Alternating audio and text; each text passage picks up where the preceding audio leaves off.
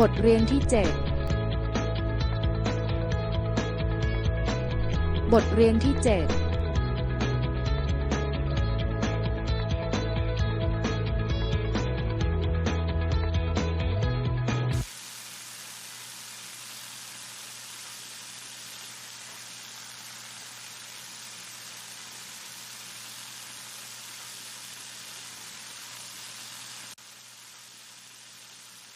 สวัสดีครับ ผมชื่อมานะ ผมเป็นพ่อครัว ผมสามารถทำอาหารได้อย่างอร่อยมาก สวัสดีครับ ผมชื่อมานะ ผมเป็นพ่อครัว ผมสามารถทำอาหารได้อย่างอร่อยมาก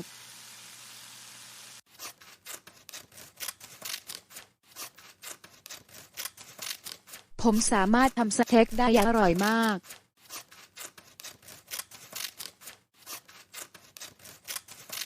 ผมสามารถทำสเต็กได้อย่างอร่อยมาก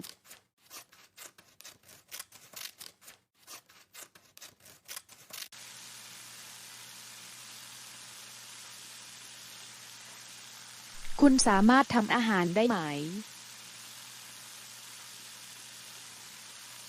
คุณสามารถทำอาหารได้ไหม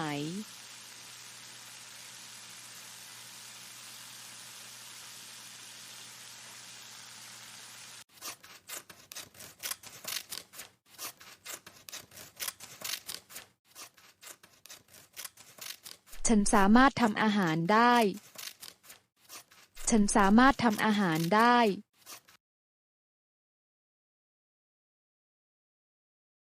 คุณสามารถทำอาหารได้ไหม คุณสามารถทำอาหารได้ไหม ผมทำอาหารไม่ได้ ผมไม่ชอบทำอาหาร ผมทำอาหารไม่ได้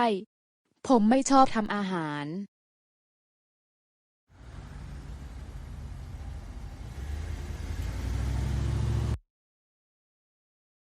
แต่ผมสามารถขับรถได้ แต่ผมสามารถขับรถได้ วันหยุดสุดสัปดาห์ ผมชอบขับรถไปเที่ยวทะเลกับแฟน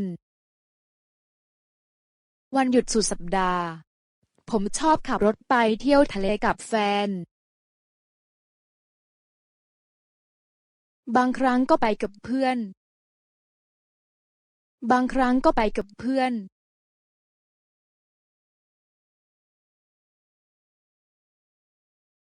คุณว่ายน้ำเป็นไหม คุณว่ายน้ำเป็นไหม ผมสามารถว่ายน้ำได้ และว่ายเก่งมากครับ ผมสามารถว่ายน้ำได้ และว่ายเก่งมากครับ แต่ผมว่ายน้ำไม่เป็น ผมชอบอาบแดดมากกว่า แต่ผมว่ายน้ำไม่เป็น ผมชอบอาบแดดมากกว่า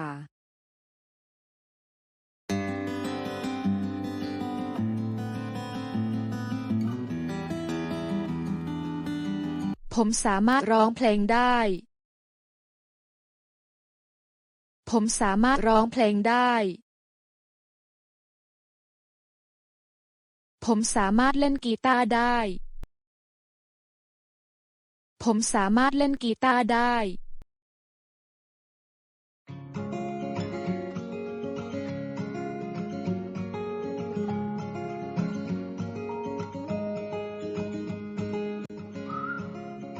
สวัสดีค่ะ สวัสดีครับ ฉันมาจากอเมริกา ฉันสามารถพูดได้3 ภาษา ฉันมาจากอเมริกา ฉันสามารถพูดได้3 ภาษา มีภาษาอังกฤษ ไทย และฝรั่งเศส และคุณพูดได้กี่ภาษา มีภาษาอังกฤษ ไทย และฝรั่งเศส และคุณพูดได้กี่ภาษา ผมพูดได้2 ภาษา คือ ภาษาไทย และภาษาอังกฤษครับ ผมพูดได้2 ภาษา คือ ภาษาไทย และภาษาอังกฤษครับ ตัวเลขทาย61ถึง70 ตัวเลขทาย61ถึง70 61 61 62 62 63 63 64 64 65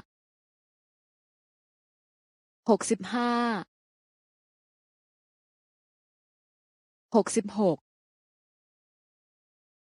66 67 67 68 68 69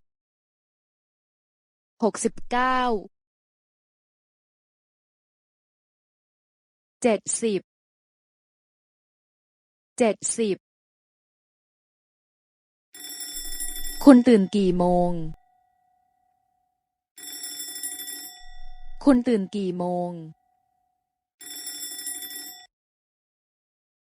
ผมตื่น6 โมง ผมตื่น6 โมง ผมต้องไปทำงาน7 โมง ผมต้องไปทำงาน7 โมง ฉันต้องไปทำงาน7 โมงครึ่ง ฉันต้องไปทำงาน7 โมงครึ่ง ตอนนี้กี่โมงแล้ว ตอนนี้กี่โมงแล้ว ตอนนี้4 โมงแล้ว ตอนนี้4 โมงแล้ว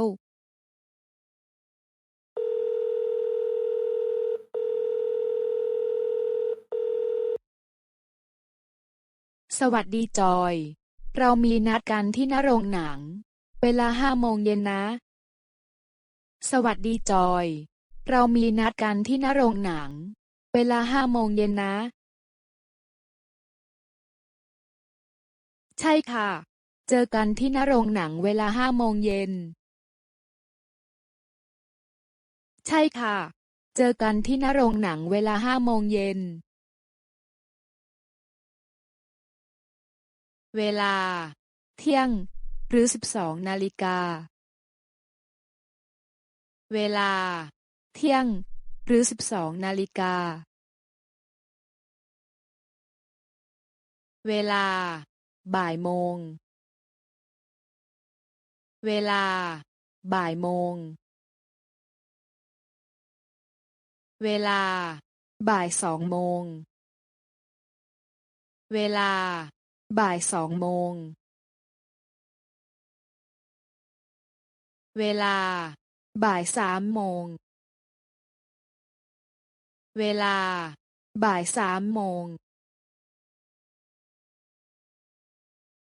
เวลา 4 โมงเย็น เวลา 4 โมงเย็น เวลา 5 โมงเย็น เวลา 5 โมงเย็น 5 โมงเย็นเป็นเวลาเลิกงาน 5 โมงเย็นเป็นเวลาเลิกงาน ผมถึงบ้านเวลา 6 โมงเย็นทุกวัน ผมถึงบ้านเวลา 6 โมงเย็นทุกวัน